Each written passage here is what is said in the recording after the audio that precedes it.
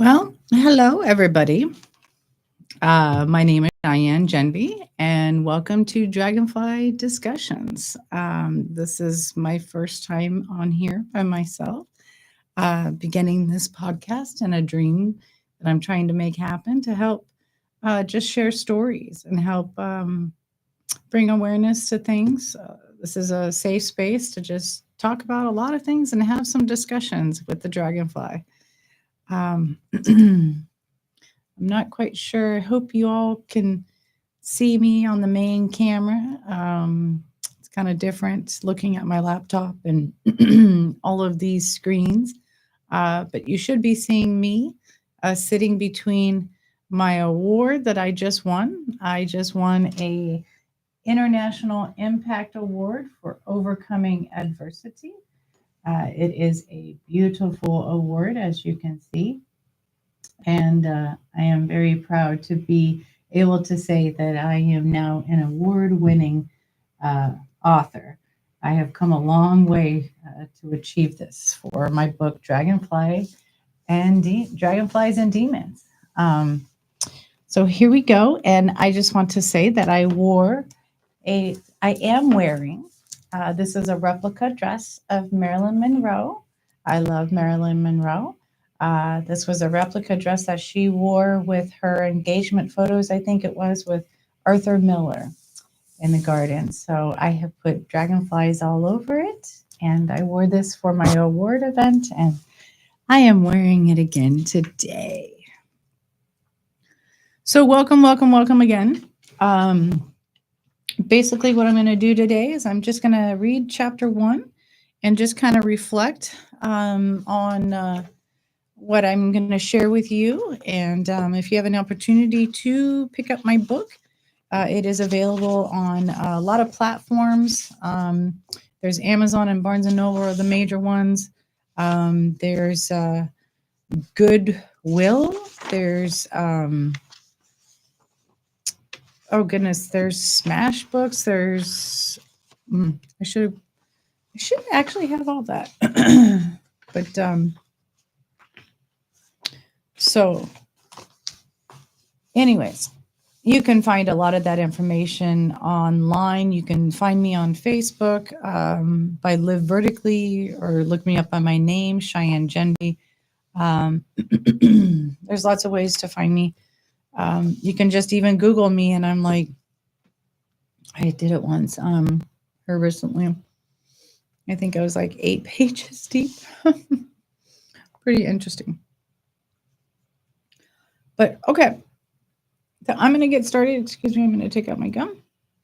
And I'm going to get started. And we have a good amount of time here in the podcast room. I am sitting in a CMAC Studios CMAC Studios has a podcast. They do a lot of editing, filming. They do a lot of local news. They allow individual artists like myself and others to create and filmmakers, short films. So this is an amazing, amazing, amazing place. The membership is very, very affordable, depending on your needs. And I would strongly suggest you utilize CMAC. It's CMAC, and that's what they stand for. It's downtown Fresno off of Van Ness, and our beautiful downtown Fresno, which as you continue to watch these podcasts, you're going to see the relationship of where my life has taken me in all areas of this town. I am born from Fresno, the community hospital not too far from here. And I have, my whole life, I never thought that I would be so successful again here after I explain my entire story with you. So that's why we're going to start from the beginning. But I love this town. I love Fresno. We have a lot of issues, of course, just like any city. And I'm proud to be a part of a social justice team through my church and help be a part of helping the community and giving back. So we're going to continue. Let me get a drink. Sorry, my throat is dry.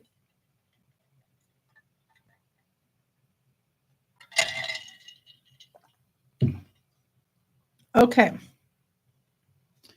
So here we go as we dive into Dragonflies and Demons. Kind of going to be chapter 1. I'm going to pause and I'm going to just reflect. I don't know if we'll get through the whole entire chapter, but I'll do the best I can in an hour and just hold you for about an hour. I think that's the max that a lot of us can endure. So here we go. I'm going to read the introduction first because that's how you begin a book. And then I will read chapter 1.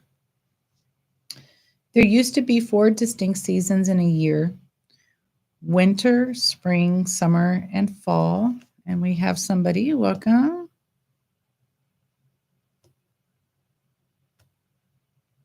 No? Oh, I guess they disappeared. Well, please say hello. Actually, let me do a chat.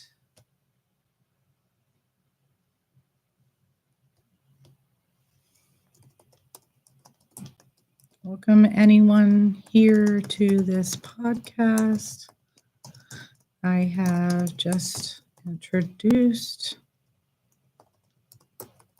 myself and am beginning to read the introduction and chapter 1.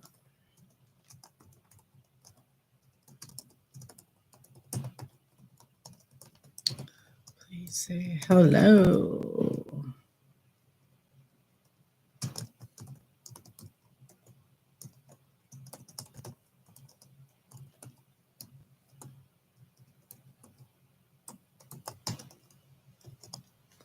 And please say hello so I could recognize you. It's really important. I don't want to leave anybody out. So welcome, welcome, welcome, welcome, welcome. Let me put my little, let's see, where's a butterfly? They don't have a dragonfly emoji, little icon. They really need to create one. I'm telling you. Maybe I need to invent it, huh? All right. Let me put love. No, that's not. Okay, enough of that. Okay. All right, whatever. All right, let's get started. It's doing that to me. Get off here, emojis. Okay. All right, enough of that. Okay, so let's read the introduction together. So there used to be 4 distinct seasons in a year: winter, spring, summer, and fall. It would usually be 3 months each season. The weather was more stable and consistent. Nature was more on track and balanced when I was a child, or it seemed to be at least. A bird sits on a branch in the beginning of January. There are no leaves on the tree, yet there are remnants of the flower pods which provide her with just enough nourishment to start her day. On my mind are ideas of harmony, nature, pattern, stability, life, death, energy, people, past, present, and future. All of these things are just a few entities that shape who we are. Cycles repeat, new cycles begin. Change is inevitable. History occurs, words are made, mistakes are made, and lessons are learned. What is life if it doesn't have drama? Good and bad times, pain and loss, happiness and sadness. To know both is to experience both. For a child who always receives but never loses, they will know just one emotion, receiving one possibility, one outcome. As rough and tough as the bad moments are, they are vital for development, something to compare with.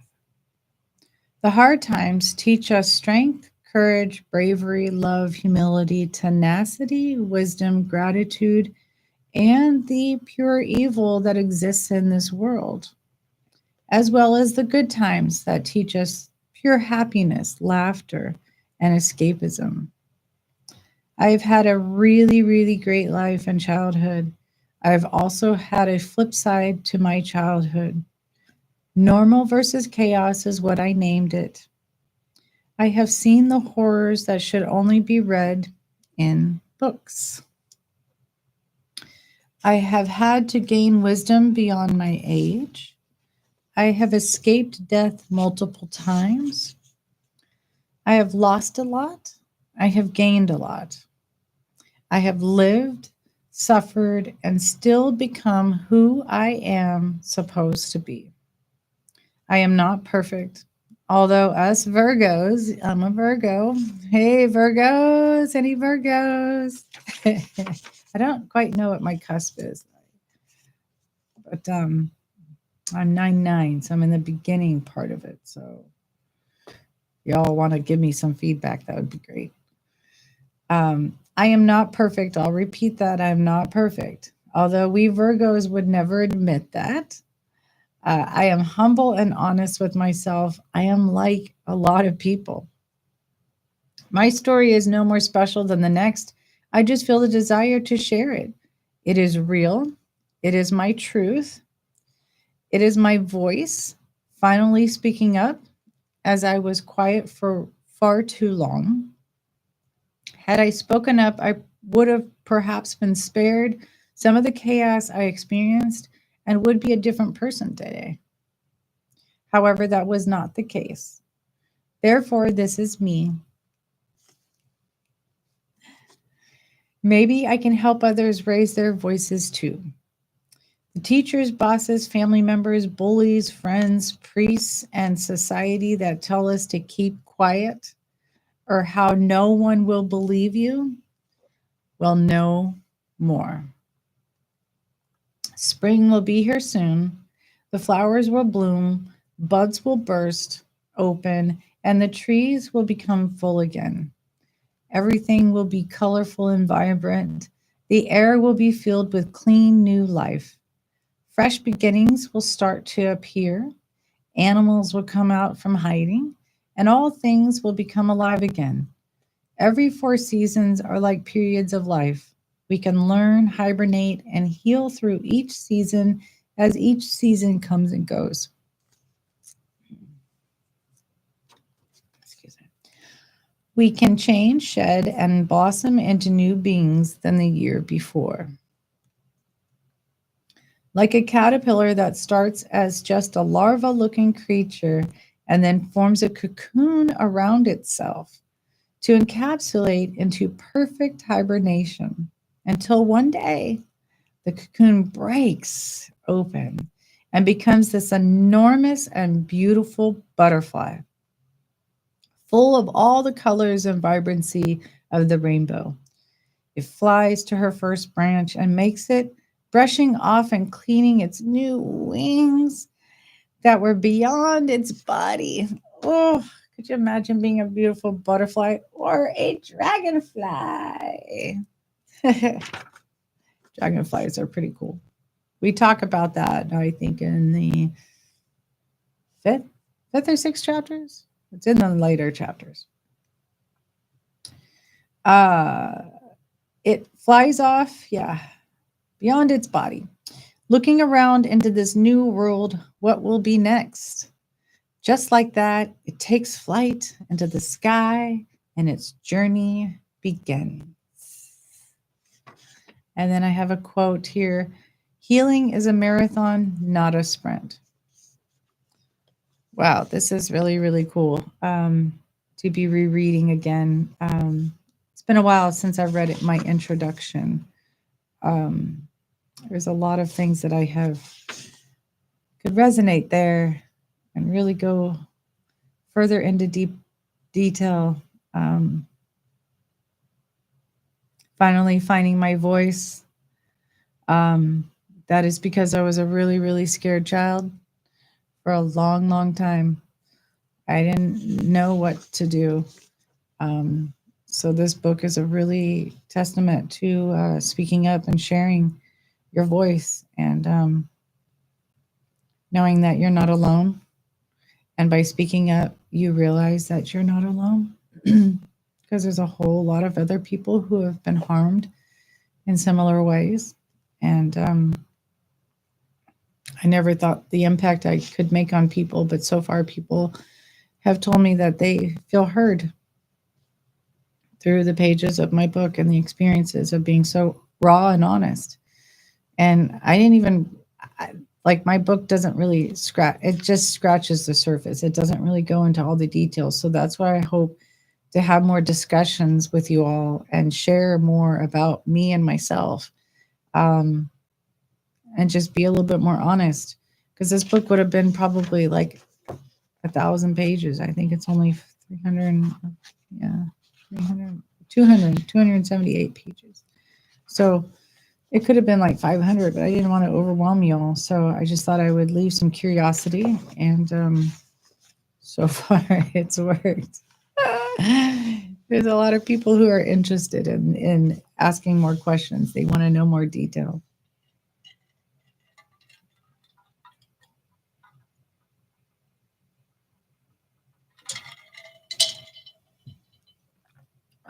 Excuse me.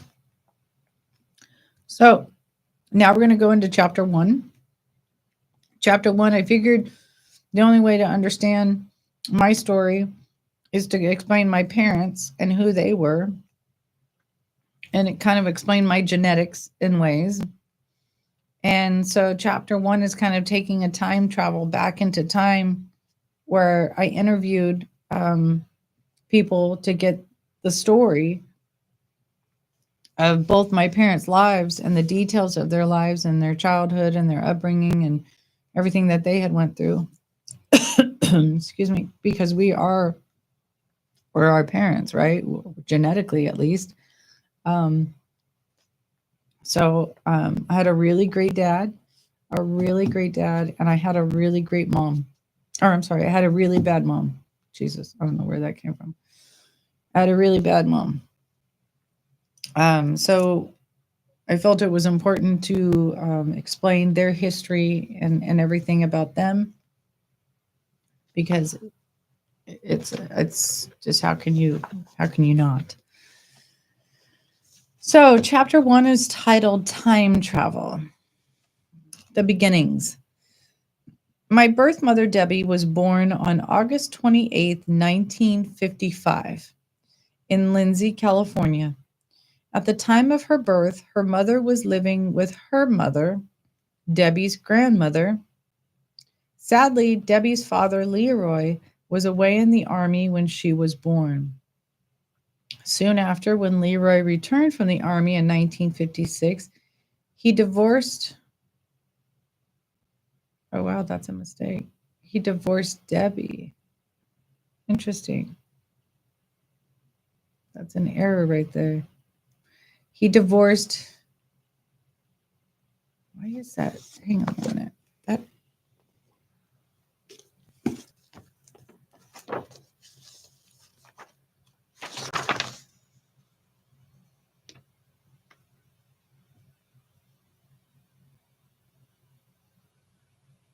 Oh, wow. That's interesting. Well, I spent a lot of money on this stinking book, and it does have a lot of errors. So I apologize. It's supposed to say soon after Leroy returned from the army in 1956, he divorced his mother, Mary Ann. Because that's my grandmother. That's her mother.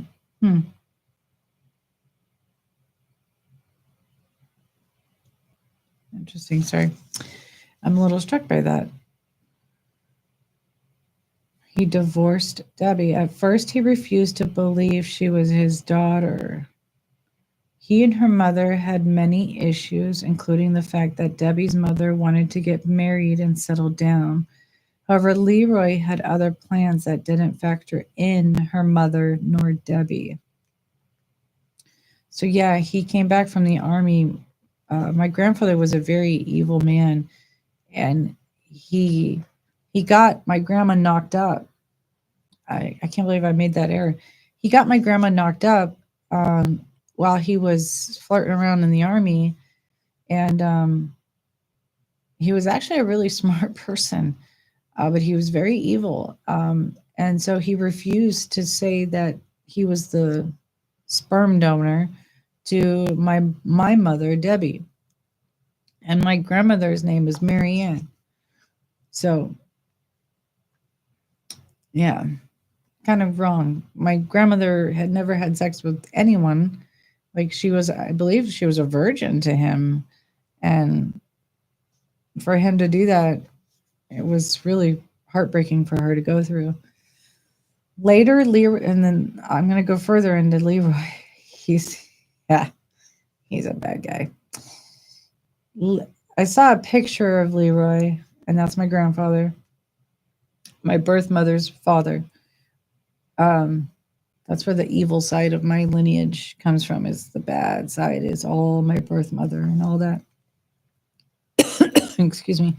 Um, but I saw a picture of Leroy's father, and I swear to God, it was the devil.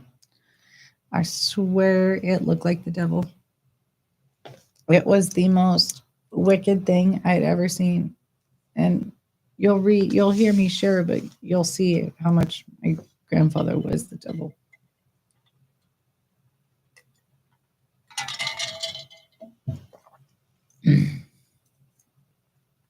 All right.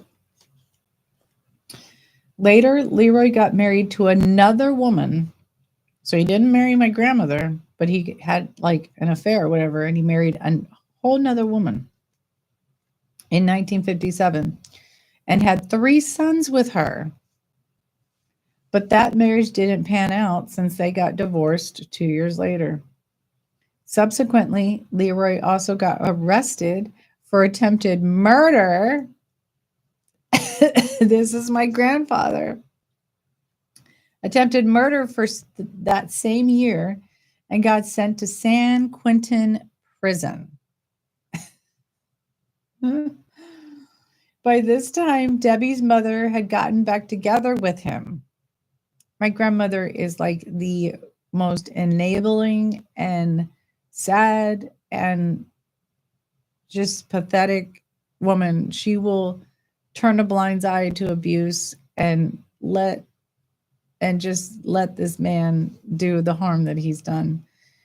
It's amazing. It's amazing because my grandmother, you know, she was born really, really poor. My grandmother was really, really poor. And my grandma Barry was amazing, amazing, sweet woman. That's my great grandma. And, you know, my grandma made her own dresses. She didn't have a lot. They grew on the other side of the tracks over in Lindsay, you know, and if anybody's been over in Lindsay, it's a really, it's a poor town. There's not a whole lot of opportunity there. Um, but like really good people, like my grandma, my great grandma was a good person. And my grandma, she was just trying to survive. Like she found a good guy in Leroy, and I think he was her knight in shining armor, and he was from the army and smart and educated. And you know, women back then didn't have a whole lot of choices. It was very, very suppressing of women's rights back then in the 50s. So in 60s, a woman, you know, but we're all accountable for our actions, right? So anyways, let's get back to Leroy. So let's see. So my grandfather gets sent off to San Quentin prison, right? So now we're at that. My grandfather gets sent off to San Quentin prison. So let's see here. By this time, Debbie's mother had gotten back together with him. Afterward, Debbie lived with her mother, which was my grandmother, and with her mother and grandmother from 1959 till 1962. So my mom literally had a father in prison for most of her beginning years. She lived with her mother and a grandmother, and she struggled a lot. My birth mother struggled a lot. During this time, her father was locked up in prison, so she didn't have a chance to have a relationship with him. But that wasn't the case with her mother, since she would often travel through the train just to visit Leroy in prison. You know, my grandmother would go back and forth. By the time 1962 rolled around, Debbie's father was released from prison, after which he finally married her mother, which was my grandmother. After that, Debbie had to go through a huge transformation, which meant uprooting her life in Lindsay to San Francisco, all at the age of 5 years old. Not too long after that, Debbie wanted to go back to Lindsay, which she still considered her home. One of the biggest reasons was that neither did she like her father, Leroy, too much, nor did she like being around him. Yeah. Coming up to her first year of grade school in San Francisco, Debbie got sent to live with her grandmother in Lindsay. Later on, her mother gave up full guardianship to Debbie's grandmother, which was my great-grandmother. Throughout her years of grammar school, up until high school, Debbie had no idea where her parents were. So this is my mom not knowing where her parents were because they went on the run. Actually, they went on the run. My grandfather escaped from prison and he went on the run. So here, I'll tell you. She didn't know the details of the lives of her parents. Things like the fact that Debbie's father had gotten arrested again, but then escaped, being on the run with her mother. Then for the next 11 years, Debbie's mother and father were absent from her life, trying to escape the law. Because of that, she seldom saw her parents, and even when she did, it was hardly ever pleasant. As a result, she was raised by her grandmother until the time came for her to go to high school. That's my mother's first beginning part of her life.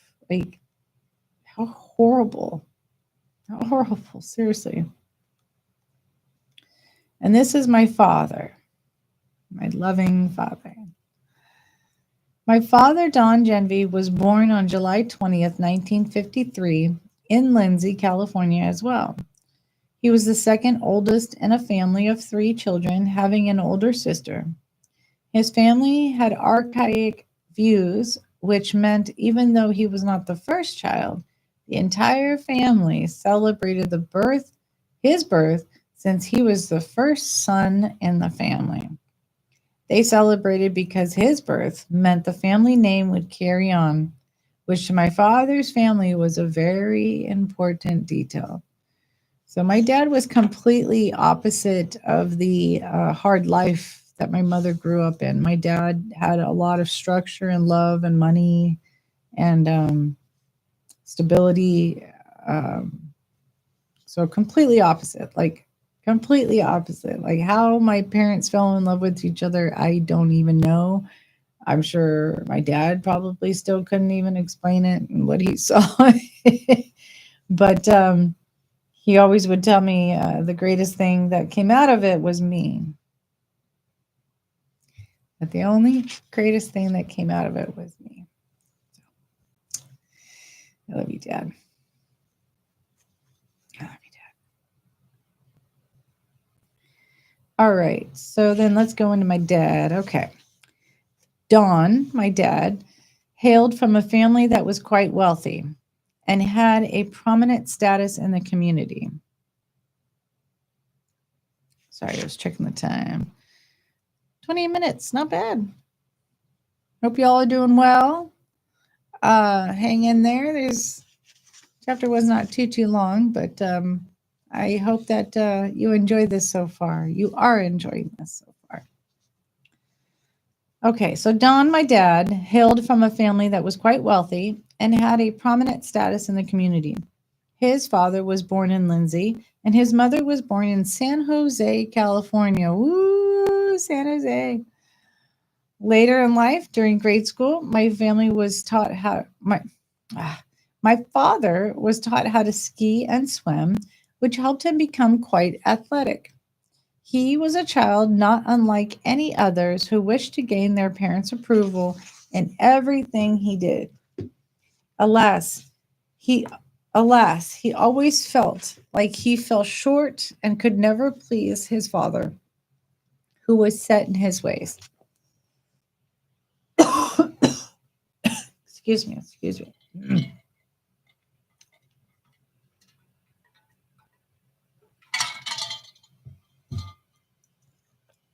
I spit out my gum and because I didn't want anything in my mouth, but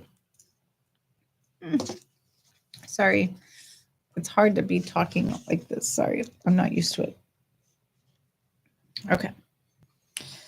By the time Don, my father, turned 12 years old, his parents had ended up getting a divorce.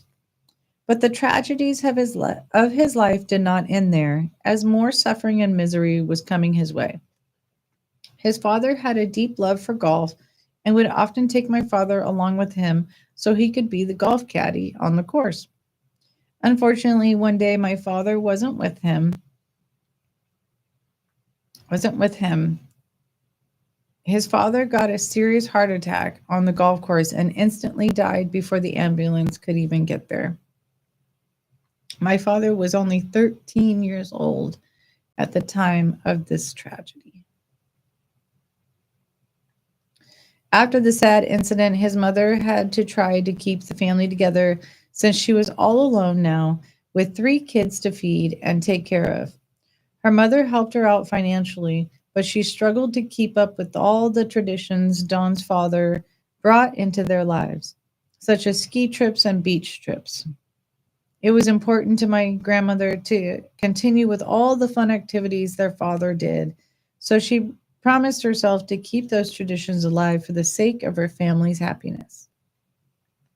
The day my father turned 16 years old in 1969 was a momentous day for the entire nation because of the first successful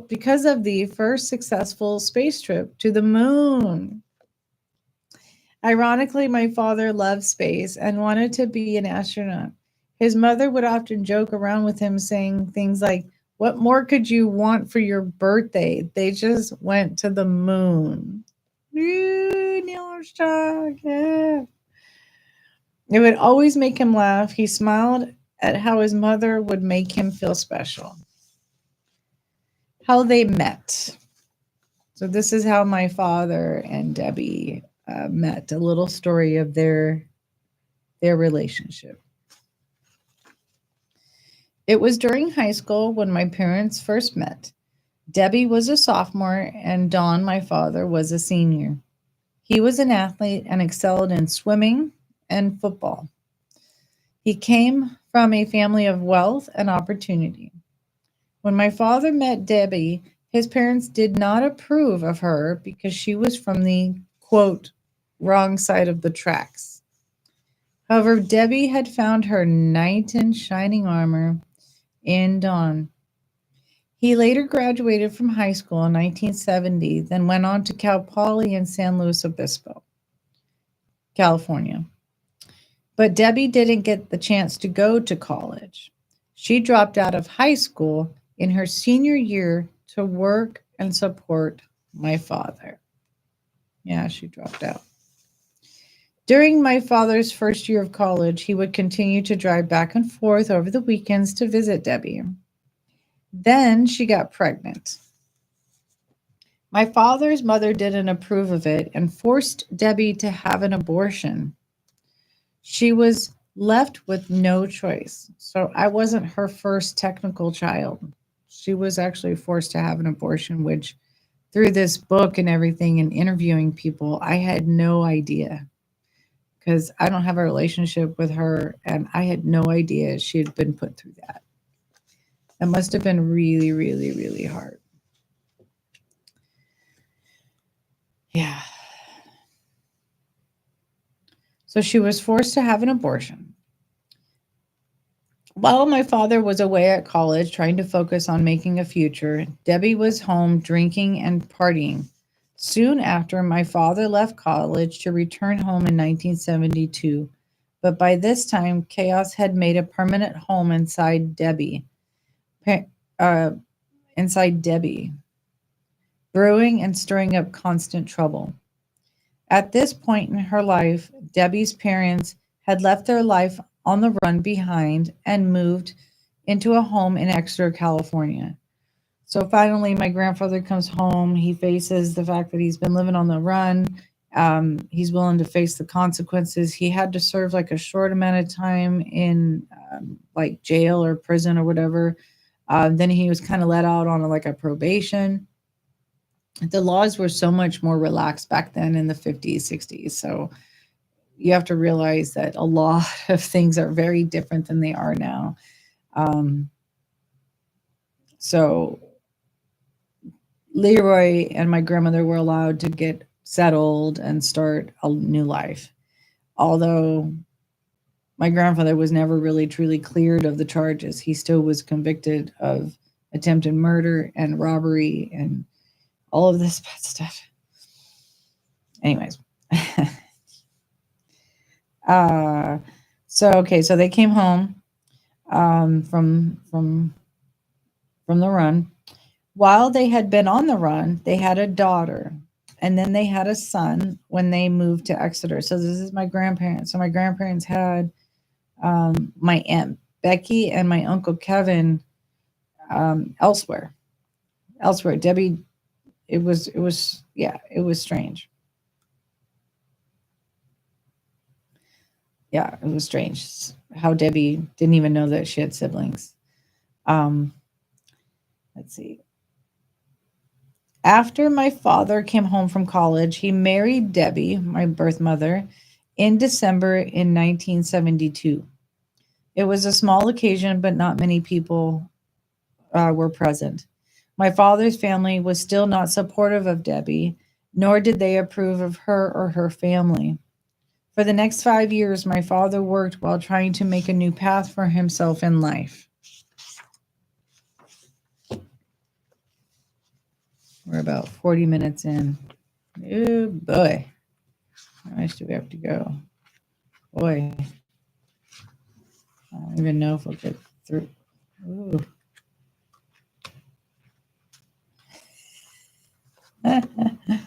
Well,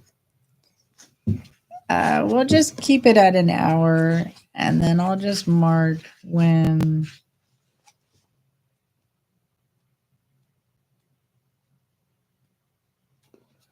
Yeah, there's quite a bit. Yeah. All right. So this is subchapter My Birth and Early Life. So now this is kind of like me coming into the world and my whole first years of my life. So you just saw how traumatic Debbie's first years were. That's my birth mom, right? So you saw everything that she just went through. Her father was on the run, convicted of attempted murder. She's pushed over to her grandmother's house. She's raised not knowing where her parents are. So that's very, very traumatic, very, very traumatic. And then you're forced to be around a man who, I can't remember if I mentioned this in my book, but maybe I'll reveal it. But I'm going to reveal it now. But there was accusations that my grandfather tried to sexually molest her. I wouldn't put it past that because he tried to peek on me. He made me very comfortable. So, when I say peek on me, he peeked on me when I was going to the bathroom through like the little, because there was old school doorknobs in the house in Exeter, and the doorknobs would have like that keyhole, and you could see right through the keyhole, and because it was literally a keyhole with an old fashioned key, and he would peek through that, and then he would just open the door, and then come in and pee right in front of me in the toilet as I was in the bathtub. And I would cover myself and be like, dude, like, and then, he would try to expose his penis when he would go to the bathroom. I'm like, I don't want to, it was just bad. Like, you'll see the abuse that my grandfather did to me, but I can understand why my mother probably never wanted to be around him. And my mother's a pretty rotten person. She is a pretty rotten person, but, I have slowly come to just accept the fact that, it's not quite all her fault. even though I can't have a relationship with her because it's not healthy for me. Um, through writing this book, I have realized that it's not her fault. It's not entirely her fault, but um, it's really awful. It's really awful what she probably went through. And then my father too. My father, he lost his dad at 13 years old. And his whole family changed, and his whole dynamics changed, and you know, um, but they had like money, like they came from money. They had a lot of money. The Genvey Weaver, they had a lot of money. Yeah. Anyways, so this is the my life now. Now I'm coming into the world in 1977, September 9th, 1977. Here we go. All right, my birth and early life. In 1977, I was born at the community hospital in Fresno, California. My father was ecstatic, even though my parents were not present there because they were still unsupportive. Only Debbie's present parents were present at my birth. So that's Debbie's side of the family was present. My dad's side of the family wasn't present for my birth. Even though my father's mother was very excited to have her first grandchild, she couldn't move past her feelings for Debbie. So they really did not like Debbie, my birth mother. After that, it was a rocky ride for my father during the first 2 years of my life. He would work while Debbie would take care of me at home. It all went downhill when soon after my father learned about Debbie's drinking and infidelity. She was beginning to lose her grip on life, job, marriage, being a mother, and other responsibilities. She started to change as I learned how to walk and essentially became less dependent on her. One day, during the first year after I was born, we were all in the car when an explosive argument ensued between Debbie and my father. It was so intense that my father got scared that she was going to kill all three of us. Debbie began to drive recklessly down the narrow 2-lane highway called the Pacheco Pass. It is known for being one of the deadliest roads to travel in the state. It really is. The Pacheco Pass, if you look it up in California, the Pacheco Pass takes you from like Fresno, central Fresno, all the way up to the coast, all the way up to like San Luis Obispo. No, it takes you to Carmel, takes you to Monterey, takes you up north to San Jose. Yeah. As it turned out, that was the last straw for my father, and he said no more. Then, when I was around 1.5 years old, my father left Debbie, so my parents then now separated when I was about 1.5, 2 years old.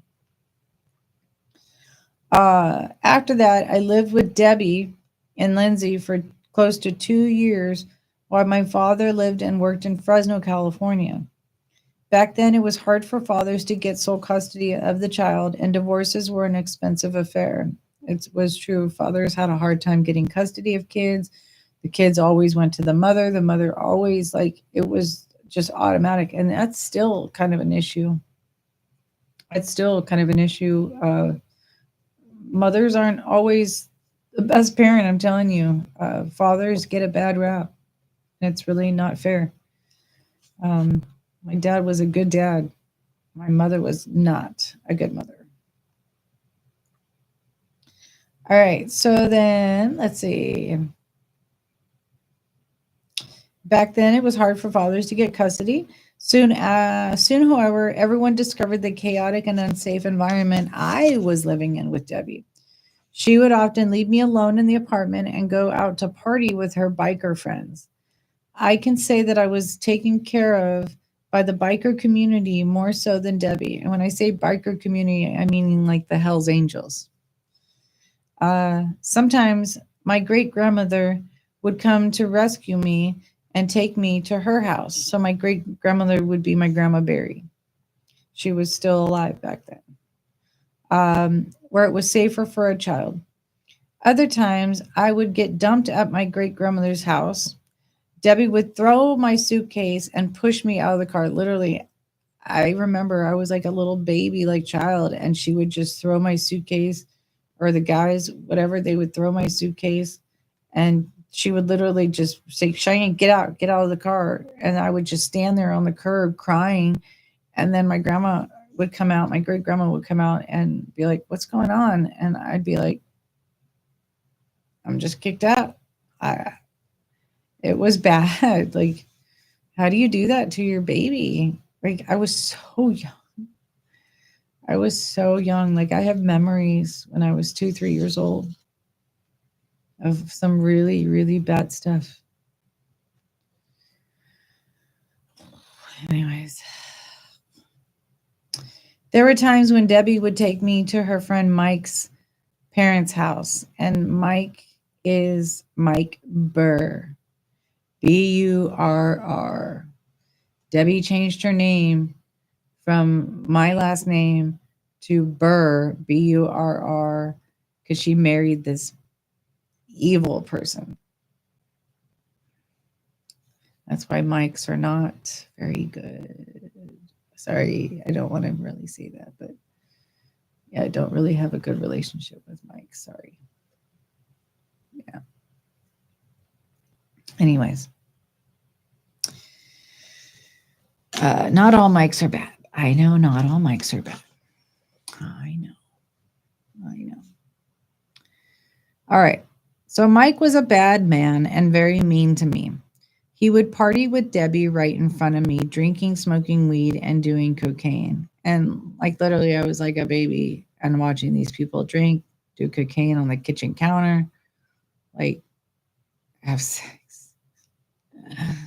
Yeah, have sex, fool around. Like, yeah, it was crazy.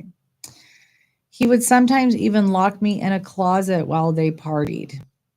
I would be locked in there for so long that I remember falling asleep only to wake up and realize that that no one had even noticed my absence or remembered that I had been in there all along. So in the kitchen there was this really nice house up above um like Exeter Lindsay. It's up above Lindsay. It's this big hill, and my mother would take me to Mike Burr's parents' house. And Mike Burr's parents' house was up on this hill, and it had this beautiful view, and it was this gorgeous house. Gorgeous, like kind of woodsy type of house. And the kitchen was really big, and the kitchen had it was mostly kind of wooden, hardwood cabinets and whatnot. And there, I remember there was like the counter, like like a center aisle kind of counter, and then a table, and then there was like this wall, and then they had like these bottom cabinets, and they were like deep and they were empty. And I, being so young, I would crawl in there. And I remember, and then I'd crawl out, and then I'd be all around when they were partying and doing drugs and whatnot. And then I remember Mike getting mad at me, and he forced me to go in there, and he left me in there, like he locked it somehow, and I couldn't get out. And I was like, what the hell? Like, this is crazy. And then, no, he didn't lock it. He didn't lock it, but he definitely punished me to go in there. And I was too afraid to come out. And then I fell asleep. I remember I fell asleep. And then I remember waking up like the next day, and there was nobody around. Like all the parents were just, all the adults, I guess. My mom was just passed out in the bedroom,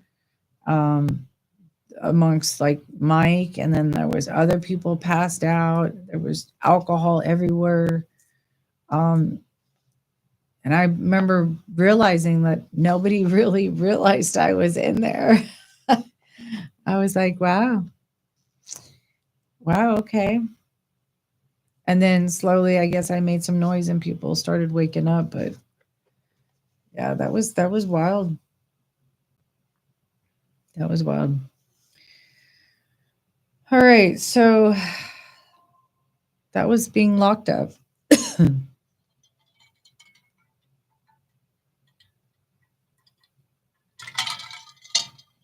Not really locked up, but I wasn't truly locked in there. But I definitely was afraid to come out. Okay. So not too long after all that happened, Debbie's younger sister, my Aunt B, called and informed my father of what was happening. She received, and Aunt B is Becky. Um, let's see. Called and informed my father of what was happening. She received a phone call from the neighbors explaining a child had been crying for about 2 days and someone needed to come and check on me. So basically what had happened, my birth mother checked out and left me for drugs. Like she just left me. It was then discovered Debbie had left for drugs and never returned, leaving me alone, soiled in my diapers, crying, hungry, and scared. My Aunt B had asked my father to come and get me immediately. That was exactly what my father did, and by 1981, he separated from Debbie, taking full custody of me. My dad took full custody of me, and this is interesting how he did it too. Because back then it was really hard for dads to get full custody of their children. It was really hard back in the 70s, early 70s, before 1980. Yeah, the first 3 years. The 70s, it was different than it is now, you guys. Let's see. So it wasn't easy back then for fathers, but my father was determined. He knew he had to be clever, so when he had the custody papers drawn up and ready for Debbie, my birth mother, to sign, he coerced her by using a KitchenAid mixer.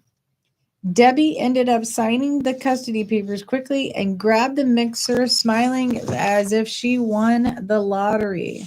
So see, back then in the 70s, KitchenAid mixers were like a hot commodity. Like it was like the thing to have in your kitchen. And Debbie didn't care about me. All she wanted was this stupid materialistic item. And that proved, and it was interesting how clever my dad was back then to get me with a KitchenAid mixer, because he knew she didn't give a damn about me. And he knew that she just wanted money or items or whatnot.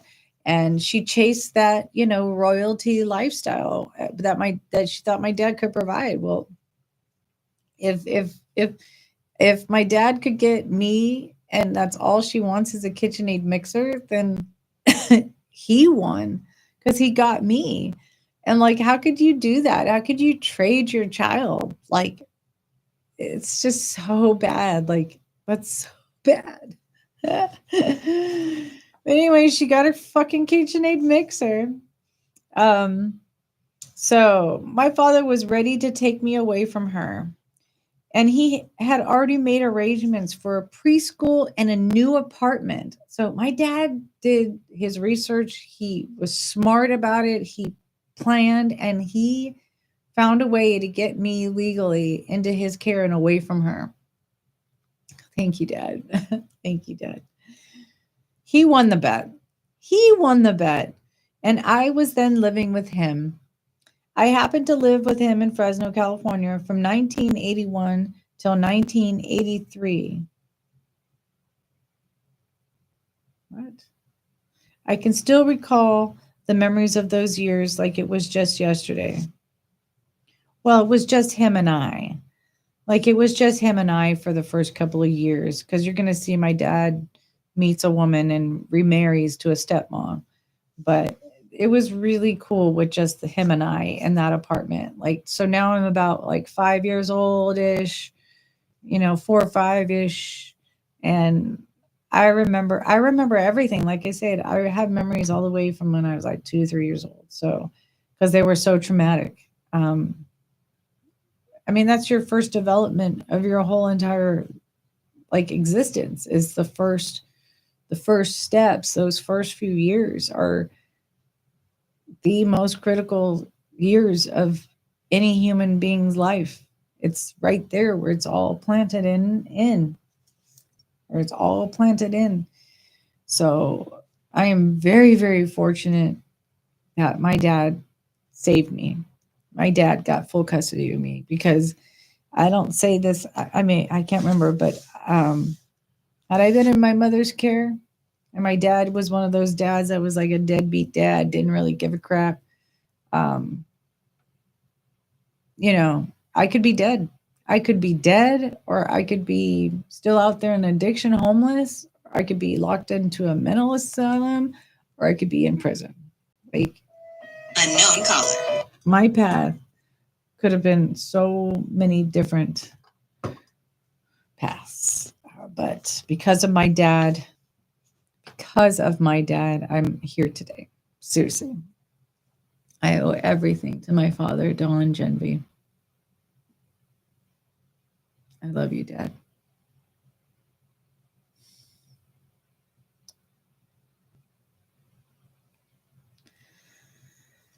Okay, so now we are 1981 to 1983 kind of time span with me and my dad. We lived upstairs in a small 2-bedroom apartment. The living room sat to the left, and the kitchen was to the right, which is opposite for you all.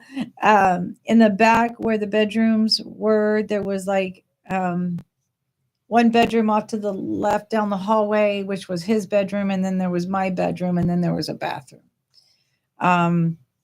In my bedroom, I had a pink canopy bed that made me feel like a princess. My room was filled with tons of toys and stuffed animals. In the first year of living with my father, he gained better employment at a company called Jusco as a systems analyst. He went back to night school and became a brilliant IT technician as a computer programmer. During the years living with my father, we would often go to Long John Silver's for dinner.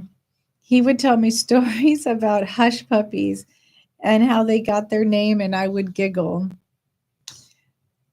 So he would say that the story behind hush puppies was because there were sailors back in the day, and there was all these dogs barking and birds, flying around and all this noise, and that would kind of affect their fish.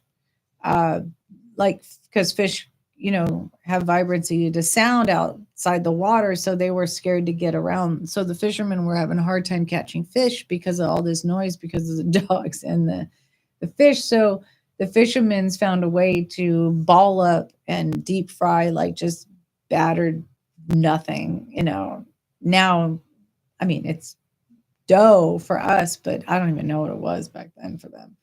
Anyways, he told me this story, and I looked it up, and it is kind of true. And it was so the fishermen would make these hush puppies, these balls of dough, and they would throw it out to the puppies, the wild dogs, the stray dogs, and because they were hungry, and to the birds, and so it would hush them up. It would hush the puppies up. It would hush puppies. So you can look that up. I don't know. But I would giggle because my dad would tell me this story, and I would just have this image in my mind of all these dogs barking around these fishermen and like, shut up, shut up, shut up. Eat on this, eat on this. Anyways, so I don't know. We would even dance. Me and my dad would even dance in the kitchen. I would stand on his toes, holding his hands and facing outward, and he would carefully walk around dancing with me. I loved every minute of that. That was so fun. I can remember that. And I'm between 3 and 5 years old. So I remember all of that. I loved every bit of it. He would also sometimes slide me around the kitchen floor on a towel like I was on a flying carpet. He would like swoosh me around, right? And I'd be like holding on to the carpet, and he would just swoosh me around the kitchen floor. And I have a scar actually on my knee that I got from a little piece of glass from one of those carpet rides. I do. I have a little scar on my left knee from that carpet ride. It was obviously it must have been a big. I don't. Well, I don't know. It cut because I have that scar still. During most of the weekends with my father, and I would snuggle in bed together in the mornings and watch TV. Then I would go to play outside in the huge courtyard in the middle of the apartment building. I had a gigantic tree in the center that I loved climbing and playing make believe around. There were other there were also other kids to play with, which was nice. I went to preschool at Kitty Campus that was not too far from where we lived, while my father worked just down the street from my preschool. I liked knowing that he was close nearby. So yeah, it's actually ironic. I moved into an apartment, oh, maybe like 10 years ago, into apartment on Ashland, and it was catty corner from my preschool. And once I found that apartment, I was like, what? That's my preschool. And then shortly down the way is the apartment where Debbie lived in Fresno. And I didn't like the fact that she was so close to me because I felt scared of her. My birth mother had not been a very good person up until, all my life. And then my father worked not too far down the road. So I felt safe that my dad was at least, not too far down the road. So I knew that if I had any trouble, I could just walk down and find his workplace.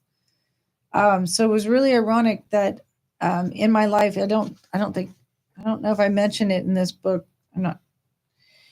There's a lot of stuff I mentioned in this book, but it was ironic that I moved so close to all of that.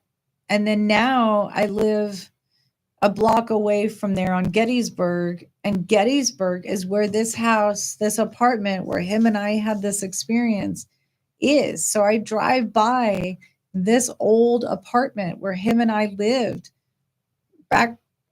I'm going to be 48. We're talking 43 years ago. They still exist, and I drive by there, and I tried to look to see how much the rent was, and they're way too expensive. But this tree that I talk about, still stands. I I've touched it recently. It still stands. It's freaking amazing. It's freaking amazing. And it's really spiritual and really magical when I drive by there and I see that tree. Um, because that tree was really important to me when I was a kid. When I was a kid, I would play all around that tree and I would like talk to the tree and I would just, it was my friend. And then all of us kids that were in that little complex, we would all play around that tree because it's kind of like up above ground and it's in this like garden type thing where you can sit around. It's really a cool complex. It's really neat. It's a really cool tree. And then Kitty Campus, that's the preschool. It's not called Kitty Campus anymore, but it still exists. That corner preschool. It's on Ashland and oh goodness, just before Cedar. Maple? Is it Maple? Ashland and Maple? I can't remember. Anyways. All right, so let's continue. We're going to have to stop here. Oh my goodness, we might have to stop here soon. I don't think I can get that far because we're already at an hour and 3 minutes here on the computer, and that's quite a long time. So let me. Okay, I'm going to stop where my father meets my stepmom. We're gonna stop there. So I'm just going to read 2 more paragraphs. For a short period, Debbie returned to Fresno and lived within walking distance from my preschool, which I just explained. That made me nervous, but my father allowed her to see me. So it was kind of weird. It was still fluid. Like there wasn't really hard lines on the visitation. Like he had custody of me, but there was still like loosey-goosey visitation permissions. So he still allowed me to see me. So one day when preschool was over, I walked to her apartment, which was, my preschool. And then I just exited to the right and I just walked down and those apartments still exist. And I passed by that and I remember the memories that I'm going to explain to you. I still remember all of that. So let's see. So I walked to her apartment. I saw her. So after preschool one day, I walked to her apartment. I saw her sitting on the couch to the left with men on both sides of her. So she's sitting on the couch, both men's couch was off to the left. There were beer bottles, weed, joints, and cocaine all over the coffee table. I noticed that she didn't look well, but I usually looked past it and went off to play by myself until my father came to pick me up. Another day, when I was allowed to walk to her apartment, Debbie and a bunch of men were partying again. That time, they asked me to dance in kid like high heels for them. Thinking I was cute and getting so much attention, I danced. I remember how they laughed at me and touched my legs and butt to get me to twirl more for them. But then my father came to pick me up after work, and I was back in my heaven again. Being with him was like heaven to me. We were like two peas in a pod. And what I mean by all of that is um, a lot of times I would go over to that apartment just from preschool because there was like a couple hours between when my father really got off of his job and I was released from preschool. So I would walk to her house and or her apartment, and she would always be messed up. She would always be messed up. Um, and it had a staircase that kind of went up because the bedrooms were upstairs, and there was like a living room and then a kitchen um, right when you walked in. And there was this one time where, um, they probably still have little kid high heels now, but I don't even know. But they did then in the early '80s, and they were these little cute little heels that us girls would think that we were cute wearing.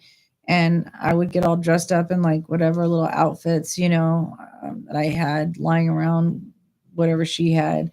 And I would perform and do all these stupid things. And the men would like, that I was never sexually abused. I know I was never sexually abused, but I know I was definitely subjected to some very inappropriate things between adults and children. Um, and I was subjected to a lot of inappropriate things that adults were doing in front of me, like kissing, making out, um, drugs, drinking, all that stuff. So I was just wanting attention. I just was always wanting attention when I was in her care. She never attended to me at all. So whatever I could do, I was always wanting her attention. Um, but I never could really get it. And so these biker people would be sitting around and they would make me perform, and I was like, okay, let's do this. Um, so um, we're gonna stop, and we are about 100 an hour and 8 minutes in. I'm going to stop here before we go into my dad meeting my stepmom. Chapter 1 is pretty long, and an hour's enough to keep you. I don't want to overwhelm you. I want to be overwhelmed myself, but I do welcome you to continue to stick with me, support me, reach out to me. I'll drop my information in the chat on how to reach out to me. I have an email. You can find me, like I said, on Facebook, YouTube, Google. But this was so fun. This was actually really, really, really fun. So let me do that really quick. Let me put it in the chat. How to contact me. Email. Dragonflies and demons at gmail.com. Social media. You can find me at live vertically. At Dragonflies.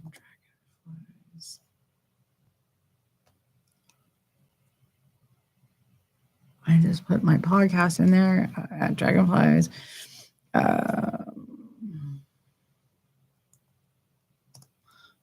Or Google search is another way. You can definitely find me that way.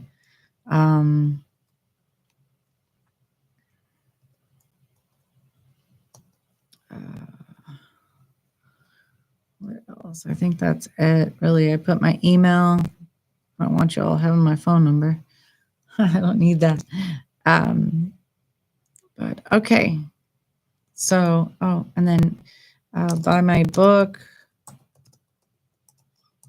Amazon, Barnes and Noble, or any other Google type platform. I guess so. Alrighty, folks, that is it for the Dragonfly. I do have some other readings that are going to come up. I have a schedule. Why isn't it? Let me.